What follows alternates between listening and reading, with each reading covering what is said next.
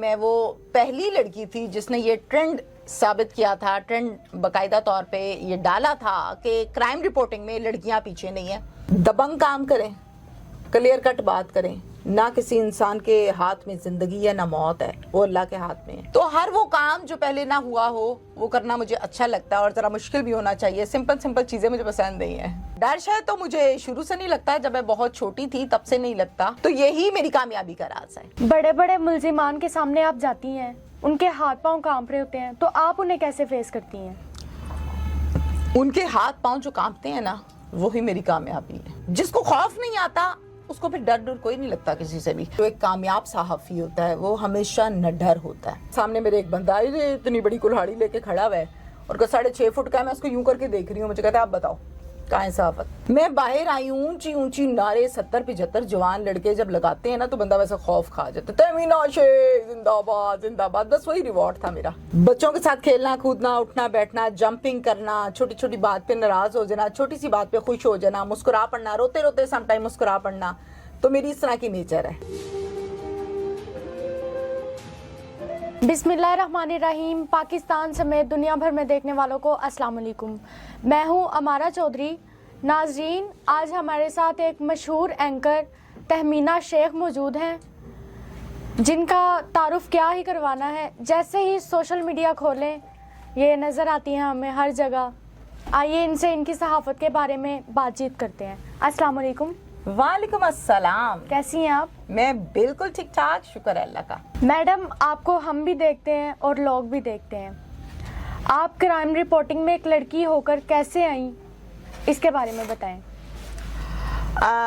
مجھے شروع سے ہی ہر وہ کام کرنے کا شوق ہے اور کرتی آئی ہوں جو پہلے کبھی کسی نے نہ کیا ہو۔ سوشل میڈیا کی جب ہم بات کرتے ہیں تو سوشل میڈیا پر میں وہ پہلی لڑکی تھی جس نے یہ ٹرینڈ ثابت کیا تھا، ٹرینڈ باقاعدہ طور پہ یہ ڈالا تھا کہ کرائم رپورٹنگ میں لڑکیاں پیچھے نہیں ہیں۔ اور پھر اس کے بعد بہت سے لوگ آئے، بہت سی لڑکیاں آئیں، کام کیا، کر رہی ہیں، کرتی جا رہی ہیں۔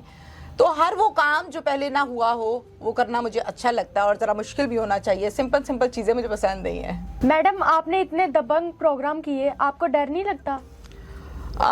دبنگ پروگرامز کیے نہیں، دبنگ پروگرامز بس ہو گئے۔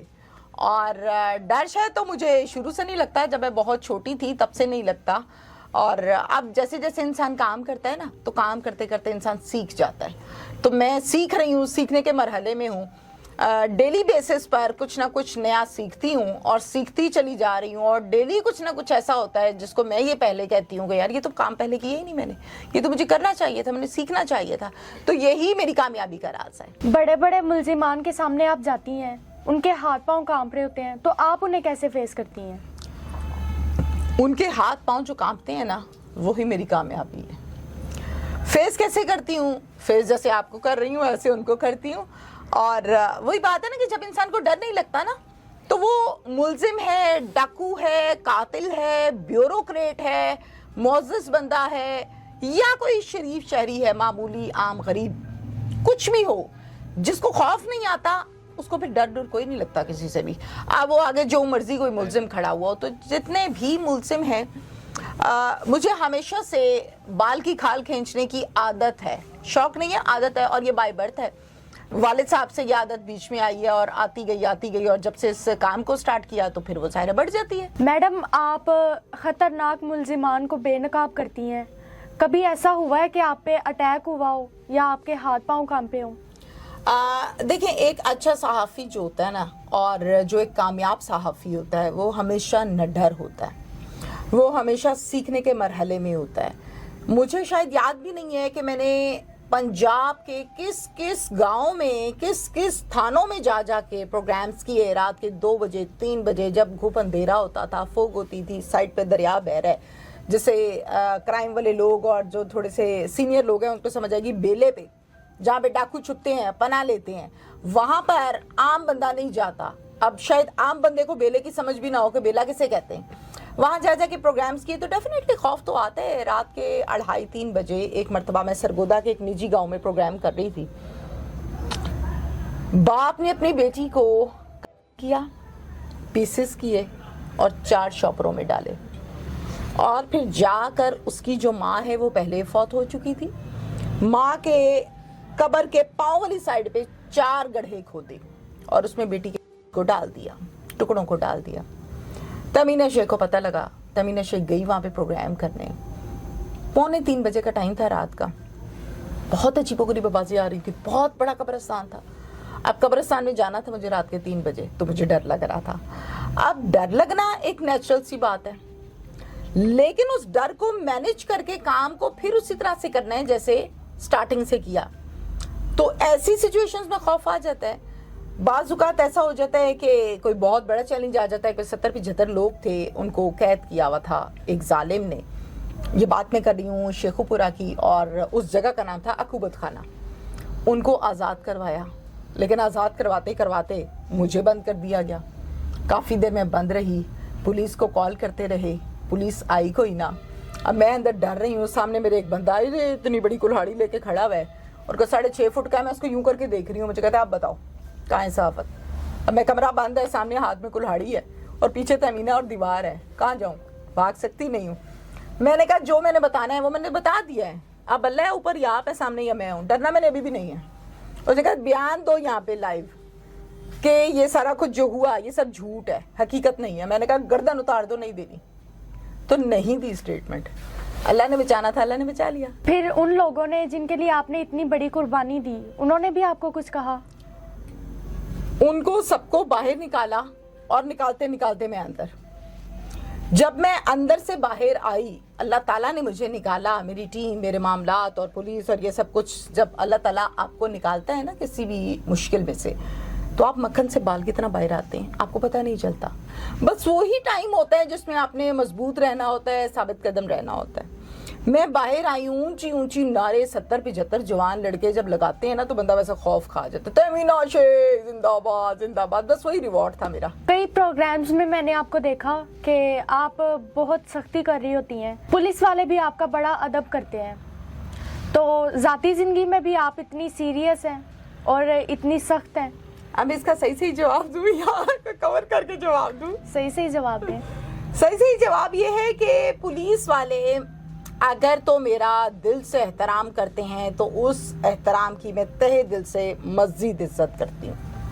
ہر وہ شخص وردی والا جو امیر اور غریب کو ایک طرح سے ٹریٹ کرے, وہ میرے سر کا تاج ہے.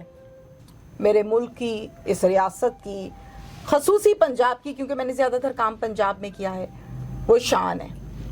اور ہر وہ شخص جو غلط حرکت کرتا ہے, یا جسے ہم صحافی اکثر کہتے ہیں کالی بھیڑیں, اس شخص سے مجھے خوف کیا آنا ہے, مجھے اس سے نفرت ہے. میں اس کی کریکشن کے لیے کوشش کرتی رہتی ہوں, کرتی رہوں گی, اور ماضی میں بھی کرتی رہی. ذاتی زندگی ٹی وی سے ہٹ کے, فیلڈ سے ہٹ کے, پولیس سے ہٹ کے, صحافت سے ہٹ کے ایسے ہے جیسے ایک 12 سال کا بچہ.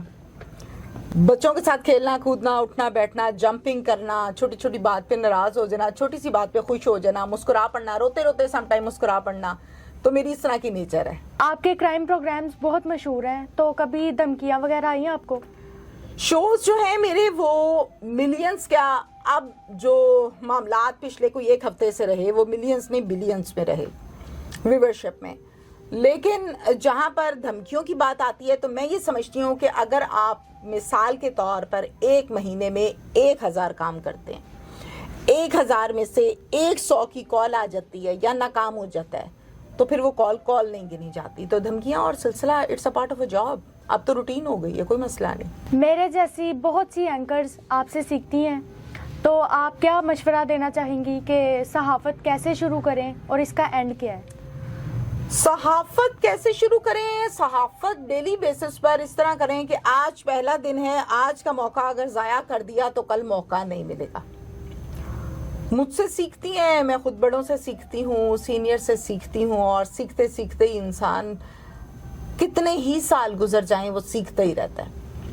دبنگ کام کریں, کلیئر کٹ بات کریں. نہ کسی انسان کے ہاتھ میں زندگی ہے نہ موت ہے, وہ اللہ کے ہاتھ میں ہے. کسی سے ڈر کے کچھ کہنا چاہتے ہیں اور وہ کہیں نہ, تو پھر صحافت چھوڑ دیں یا رویہ بدل لیں. آپ بھی شعبہ صحافت میں آئیں تو کتنا مشکل تھا؟ کس نے ڈسکرج کیا اور کس نے انکریج کیا؟ والد صاحب نے انکریج کیا, سپورٹ کیا. اور میرے ہر کام کو اپریشیٹ کیا، تو وہی میری پاور ہیں، وہی میری بیس ہیں، انہوں نے مجھے تہمینہ شیخ بنایا۔ ڈسکریج کسی ایک شخص نے نہیں کیا، ان لوگوں نے کیا جو حسد کے مارے ہوئے تھے۔ آپ کو ہمیشہ وہ شخص ڈسکریج کرتا ہے یا آپ کے متعلق کوئی رائے ایسی دیتا ہے جو آپ کو سن کر کبھی نہ کبھی شاید کہیں دکھ بھی ہو، جو آپ کے قد کاٹ تک پہنچ نہیں پاتا۔